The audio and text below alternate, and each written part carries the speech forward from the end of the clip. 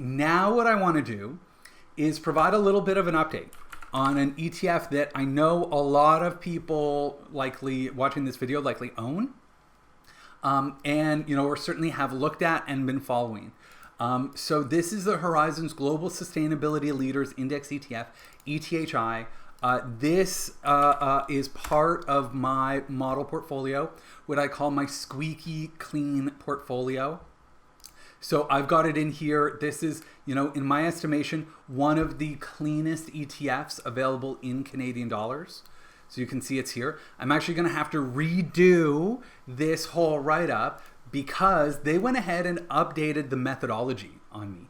So very, very interesting. This is a big update to the Horizons Global Sustainability Leaders Index ETF.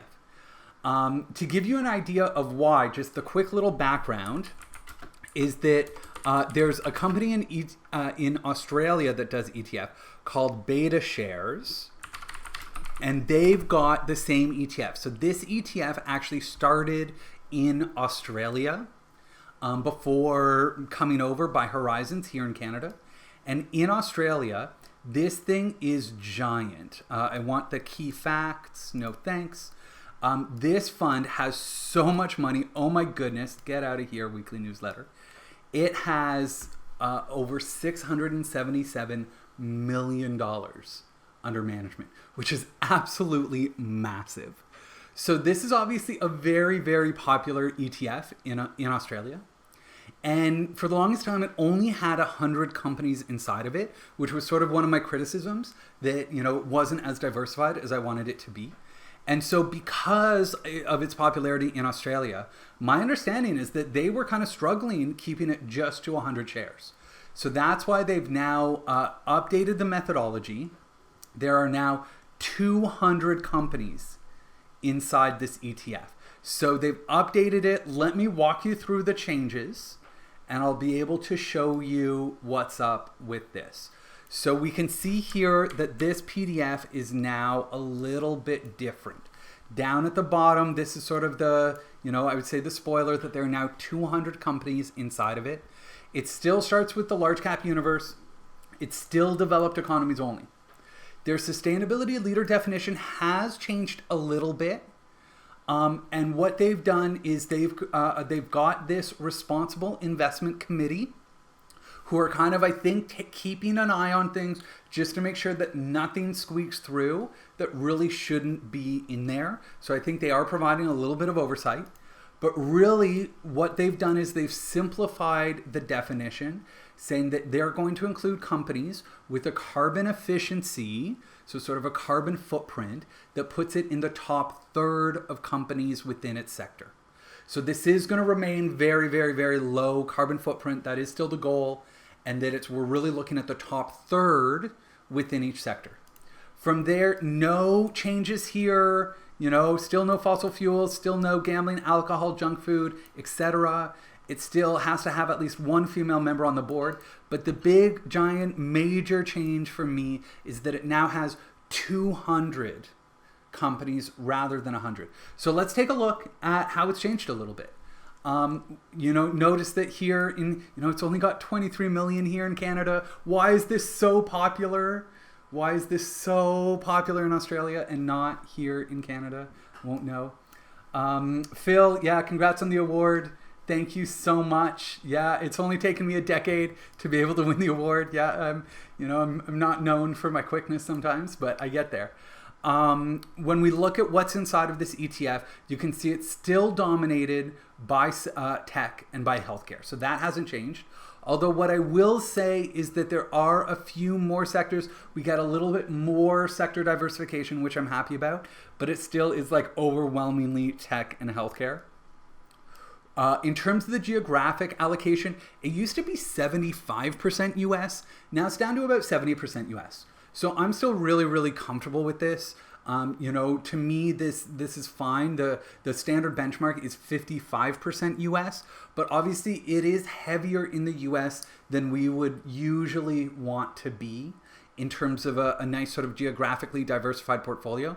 And it still doesn't have any emerging markets.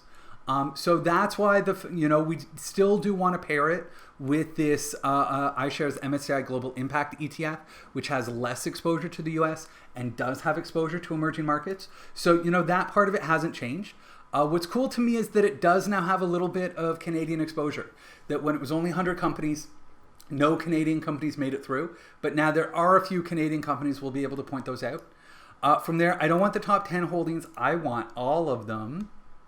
So when we look at the a full list of holdings, and they do it alphabetically, which drives me a little bit nuts. So let me just sort them here by largest to smallest, and I'll make it a little bit bigger for us so that now you can see the companies that are in here. So, one thing that I really did like is that part of the problem when there were only 100 companies, some of the companies at the top had a very, very, very heavy weighting. It was getting a little bit higher than I wanted to. So now they've, and I'm not sure whether they've capped it. I feel like they might have actually put a cap on the security holding as well. But it does mean that it's not going to be as dominated by the big companies, which again, I do like. Part of my issue was that it wasn't diversified enough, and this certainly, doubles the number of companies that are inside.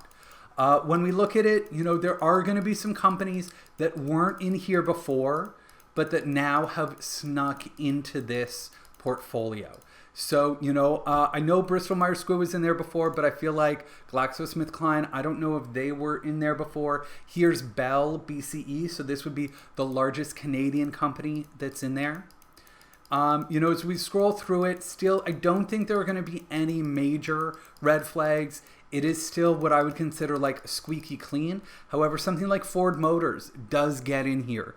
I'd be curious to make sure that they are in the top third. That surprises me that Ford would be in the top third of automakers. But, I'll take it at face value. I assume that it is.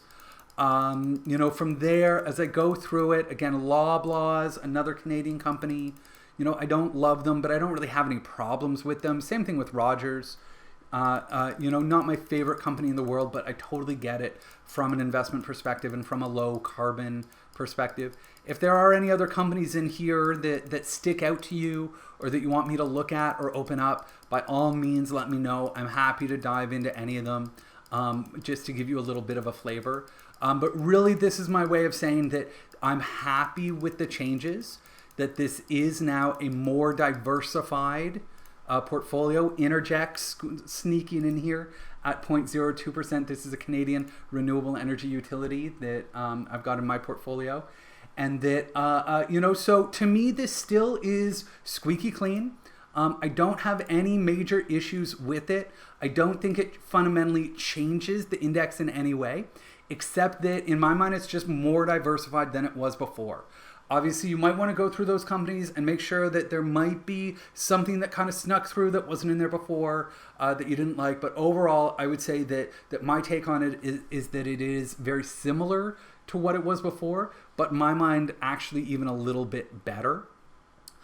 What's kind of cool about it is that, remember these fund ratings, right? So this was the SPY at about 162. When we look at ETHI, it's just incredibly remarkable how low the carbon footprint is. 17.7 tons, which to me is just incredible. And you can see here 0% brown revenues, 4.4% green revenues. So I'm really happy with this update. I think it's cool. I would say it's like an improvement from where it was before, but I would love to hear your thoughts. So, ask me a question, throw it in the comments. If you're watching this after the fact, throw a comment in there. If you do have any questions about the changes to ETHI, then I'm absolutely happy to address those.